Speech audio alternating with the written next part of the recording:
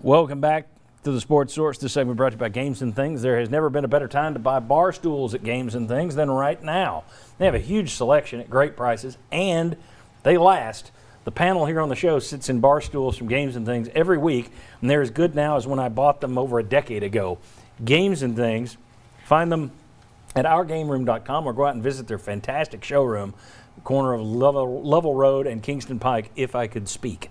All right, this is going to be a quick segment. Ryan, we were talking a couple weeks ago off air about one of the issues Tennessee is facing, Josh Heupel is facing in-state, because everybody's focused on in-state. We know the deal. It's the worst time to come in. Huge class, and you don't get to know anybody. You're dropped on your head, and there's no face-to-face meetings yet. So that's bad. But you mentioned something else that's an issue for Tennessee right now, and I just thought let's mention it on air. Yeah, so well, for one, I think you've got to maintain a lot of relationships in state, and that's always a challenge. But that's no different for Tennessee than for other places. I think really when you really look at it, and what it boils down to is it's just the perception of the program again is made Tennessee viewed not a lot different from other SEC schools to a lot of in-state players. So any little factor in a player's recruitment can end up being the deciding factor for a kid, because at the end of the day, Tennessee and Auburn to a lot of these players, or Tennessee and Ole Miss to a lot of these players, not a whole lot different, because the chance to play in the SEC and stay at home is nice, but proximity is not a whole lot different depending on where you are. And the state of Tennessee has always presented some natural challenges with geography. It's bordered by 8 states, so you're close to a lot of other states where you can play in the SEC, a lot of things like that. But at the end of the day, it just comes down to kind of the cool factor. Tennessee has had it at times over the years. Right now, it's been at sort of a low point from this transition. This coaching staff came into a tough spot, so I think it comes down to that, and just being able to have something to sell besides just being the in-state school. And when you're just sort of selling the chance to stay in-state, you've got to do everything right and have nothing work against you, and that's a tough spot to be in recruiting. Well, I mean, all this happened at the worst possible time for Tennessee. The mid-state booms. You get this huge growth spurt when you're not good. Mm-hmm. Didn't happen in the 90s, naturally, or the 80s and the 90s when you're tearing it up. Didn't happen then. Happens now, so that doesn't benefit you. You got a lot of guys that are growing up, more talent in this state that's growing up, and they're not all that interested in Tennessee. And then you look also, those transfer portals. That shows you, guys are willing to move all over the place. The lure of playing for the home state school, I don't know how great that is anywhere, but it's certainly not that great here in Tennessee anymore. And now Butch Jones was able to kind of manufacture cool for a couple of years, which means it can be done.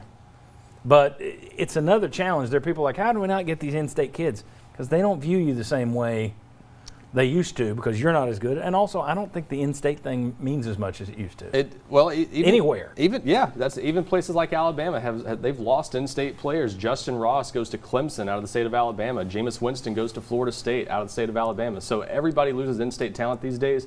A lot of these kids, they want to go to the NFL. They want to go to a program where they can compete for championships. The NFL is the number one thing, I think, to a lot of kids. So if you're not putting players in the NFL, if they don't have many household names to point to, it makes it tough. And that's one thing Tennessee's short on right now. The other thing that's changed that used to be a benefit for Tennessee when they were good was back when every game wasn't on television, and Tennessee could say, we're always on television. Because they pretty much every other week, Tennessee could be found. Now everyone, you want to see the UCF-MTSU game? Boom, it's on this channel. You want to find Liberty? It's on this channel. You can find them all, which is another thing that aids players in terms of, I don't have to go to Tennessee and stay in state. I can go play at New Mexico State, and Mama can still watch me on TV. So I thought it was interesting, just the issue. The cool factor is down right now.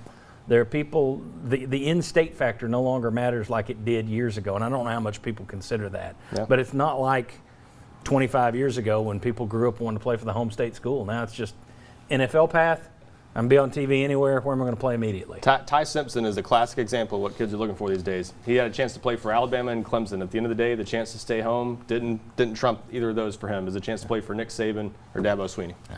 All right. When we come back, let's take a look at the fall schedule. What would be the most helpful win? What would be the most damaging loss, potentially? Ryan, stick around, because we're going to be eating cicadas and beignets later in the show. So or both. Cicada-covered beignets. You weren't counting on that, were you? You brought the beignets. Come on back on the Sports Source.